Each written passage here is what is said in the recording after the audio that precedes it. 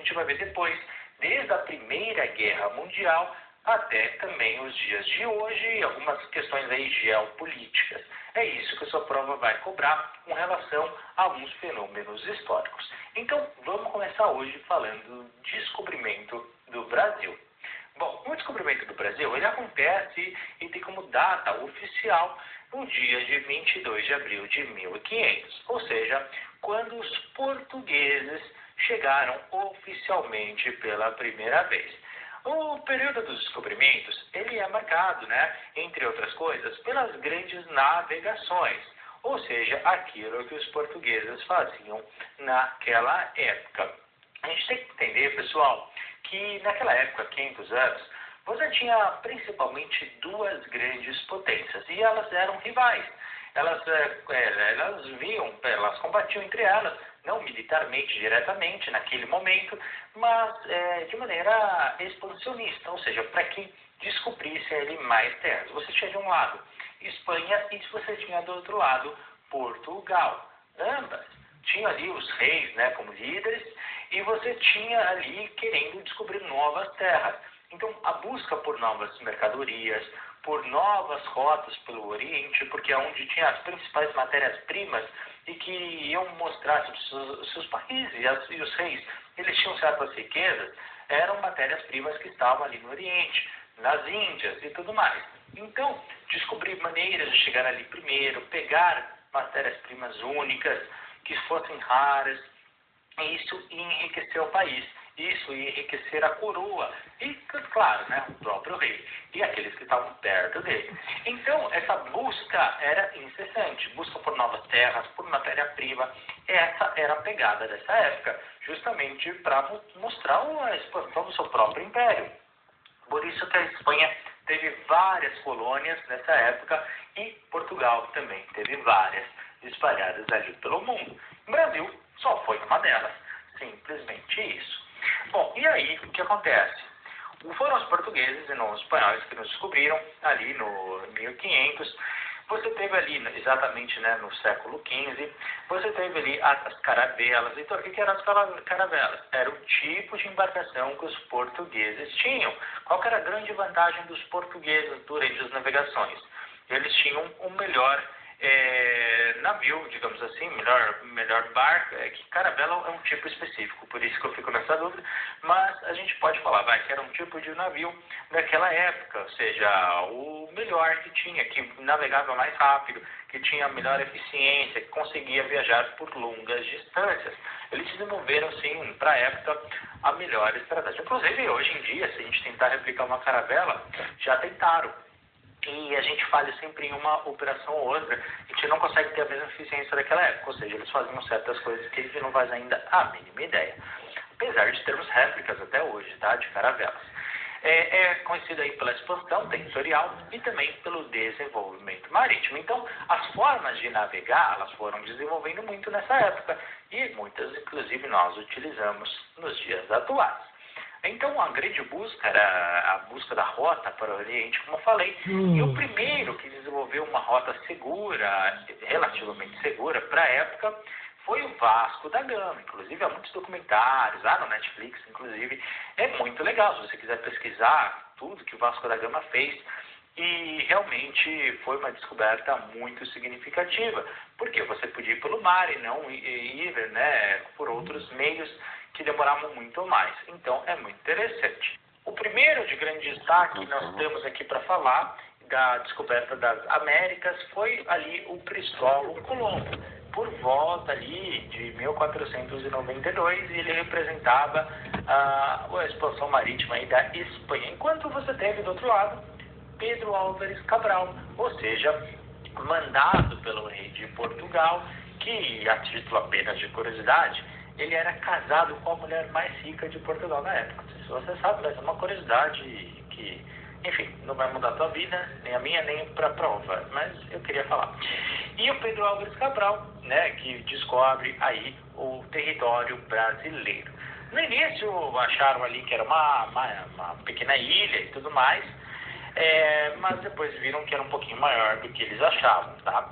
No início, o Pedro Álvares Cabral, ele sai, na verdade, ele sai de Portugal com 13 embarcações originais, com 1.200 homens no total. E hoje a gente sabe todos esses relatos, tudo que aconteceu. Por quê? Porque dentro dele, na operação, você tinha pelo menos aí 2 pessoas de muita referência. A primeira delas, Pero Vaz de Caminha, que era aquele que escrevia todos os relatos, e você tem um grande navegador daquela época, que era muito conhecido também, que auxiliou, aliás, em todas as operações marítimas de grande relevância. É incrível como ele estava sempre em todas, que era o Nicolau Coelho. Ele fez essa pesquisa, é impressionante. Ele estava em todas, é impressionante. A gente tem aí na época, quando os portugueses chegaram, pessoal, com seus 1.200 homens no Brasil, eles ali encontraram entre 5 a 7 milhões. Há relatos que eram 5, há relatos que eram 7, então põe os 2 números aqui para vocês, o mínimo e o máximo. Mas, mesmo assim, né, era muito isso que nós tínhamos aqui no Brasil.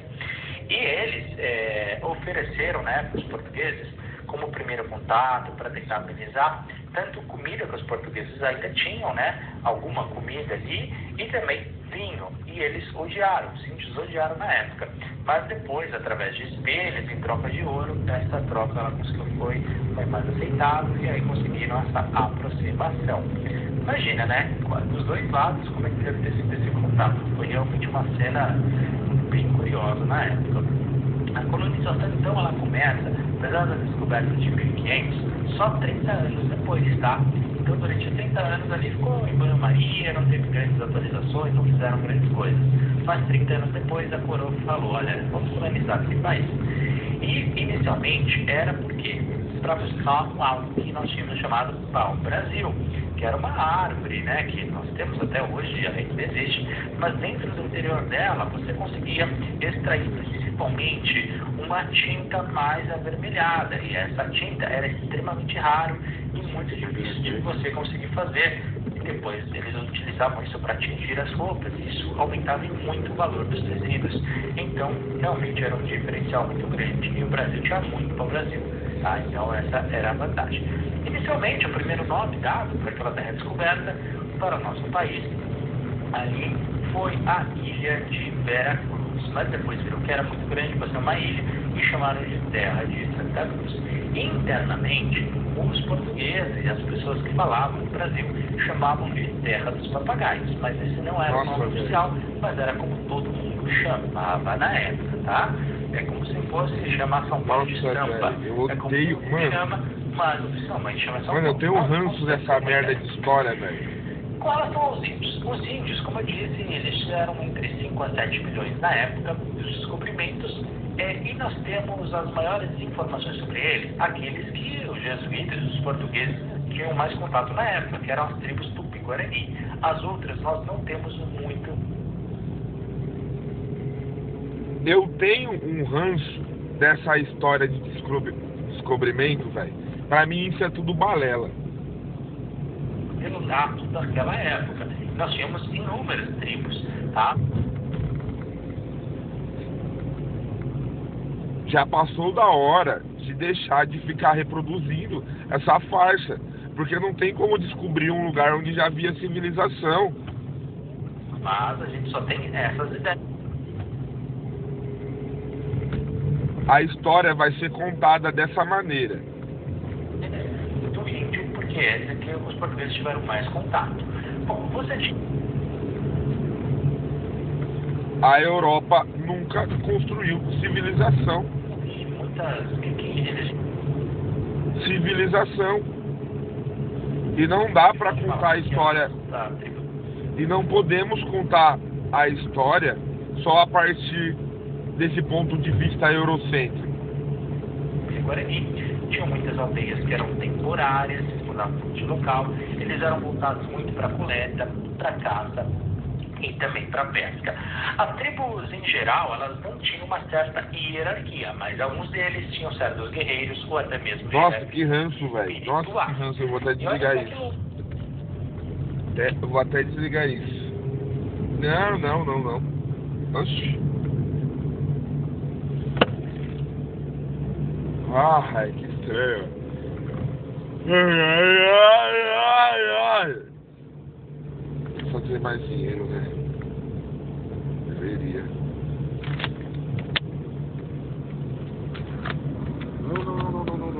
peraí.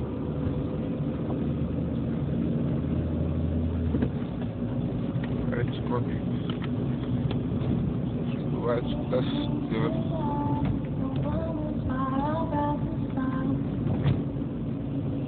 Nossa, velho. Não.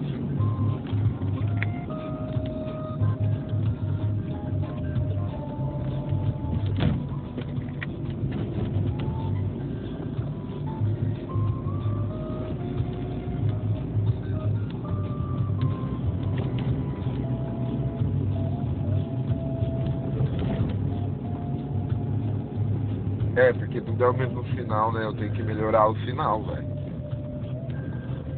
Ah, mas o bicho deveria ter entendido. Ah!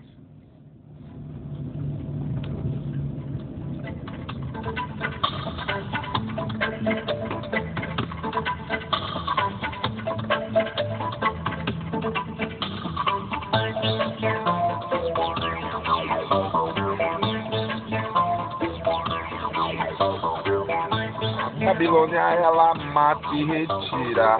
Ela destrói a família. A Babilônia, ela mata e retira. Ela destrói a família. A Babilônia, ela mata e retira. Ela não tem pena nem das suas filhas.